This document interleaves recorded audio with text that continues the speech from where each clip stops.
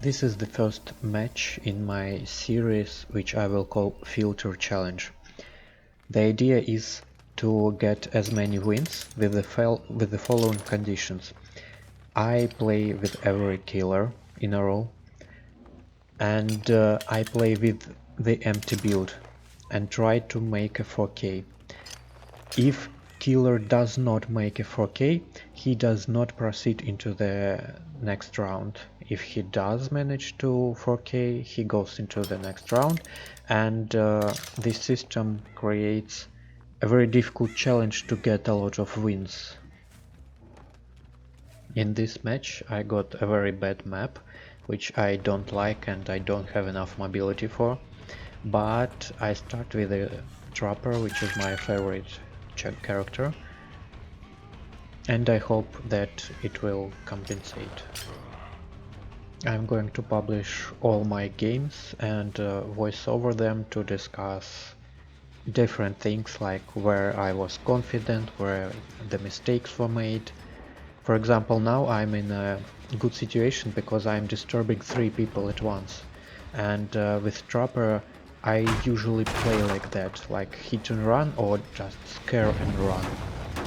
My priority here is to seem not a big danger, invite players to come closer and start to damage them when they overcommit. But here I made the opposite mistake. I am overcommitting into the building which I don't know how to run around. Why have I decided to do this? First of all, I like hard challenges, and I believe that whenever you push the boundaries, you increase your skill the fastest. Whenever I win with the full gen regression build, I cannot be sure whether this win was deserved or I was carried by the perks. And here I have a consistent way to play with everyone. By the way, I love this trap. It leads to the generator, and had another idea not to be a chase trap, but it worked. Second reason to do this challenge is to somewhat apply the idea of natural selection. I start with everybody in the pool, and with time the amount of allowed killers decreases. Whoever appears to be my strongest character gets more and more matches over time. Now let's talk about my expectations from this experience. I expect to lose a lot, like 80% or maybe 90% of matches. I hope to reach the third round, the third circle, I don't know how to say it, the third stage of this experiment, because at least with somebody, maybe with Huntress or Myers, I will have 3 wins, I hope. Previously my strongest killers with normal gameplay were Myers with 18 4K matches without Instamori add-ons, and Nemesis with 13 matches with any build.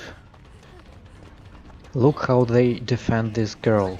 I really thought that they are playing in a team and they have prioritized her life, and here I actually made a mistake of thinking that she is a weak link and that's why they defend her. But she went to school and I understood that I cannot leave somebody on the ground. Later in the match, that thought they will defend this blondie again cost me a lot. You can see that now everybody is injured, and it is almost a preferable situation for me, but I have to quickly recognize where everybody is. One girl is very far to my left, and as I'm rotating, 2 girls to my left again. That is why I go to the area where no gen is left, just to prevent their healing, and here I found them.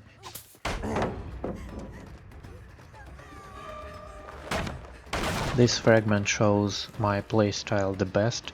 I'm chasing two people at once. I'm trying to zone them out from generators and from strong structures. And that means that only two other survivors could be healing or doing generators. And here is the second trap from the start of the match, working correctly. Even though she was so close, she escaped too soon for this to be valuable. Imagine if at this moment I had two downed people and one on the hook, that would be a somewhat easy way for a 4K.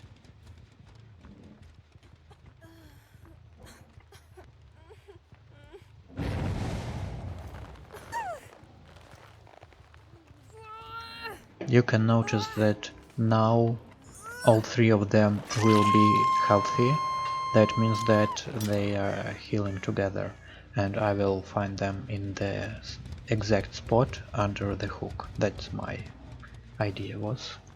And here we are. I was a bit hesitant here because going towards the school is not a good idea, and I did not have a plan for this corner of the map. There are no traps in the area, there is no action because all three survivors now will be in the literally diagonal corner from here. My best option is to somehow push this blondie towards them, but you can see that it is difficult as she goes deeper into the dungeon.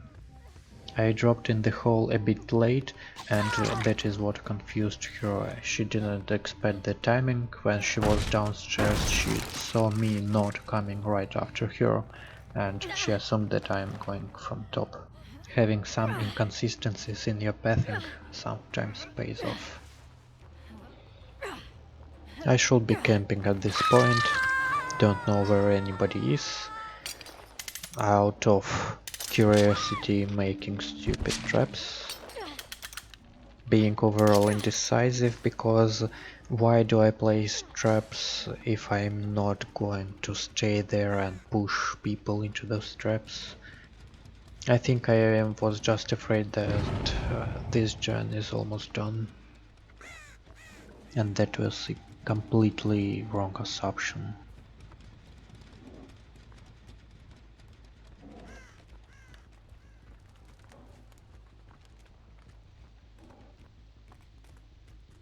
Now I have lost everybody, but at least I think that this is the gen that they were concentrating on.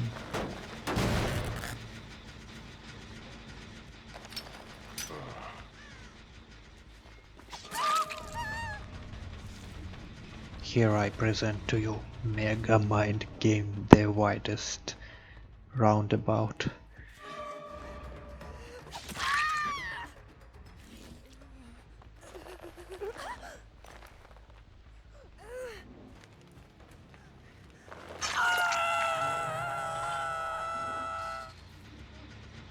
Preventing the gen is impossible, but at least I get 2 hits.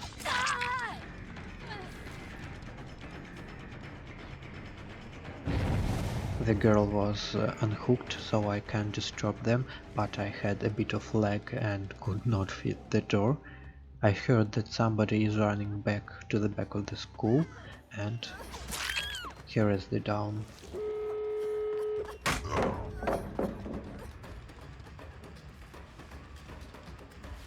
Now I rotate back because I thought I gambled that the blonde girl is doing the gates or at least staying around in expecting that I go chase the adrenaline user.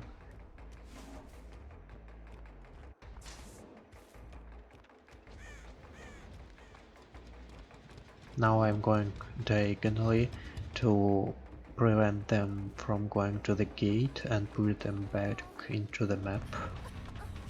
I do not have any leverage here, so my only hope is to create as much chaos and push them as close to the middle of the map to accumulate their mistakes if possible. At some point, of course, they will understand that they're right between both gates and they can run to any of them.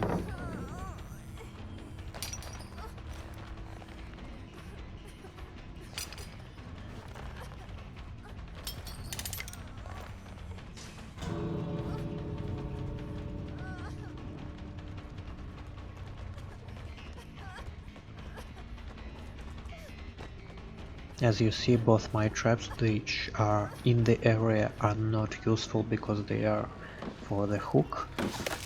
Here I managed to cut her off, but I didn't have an idea how to pressure further.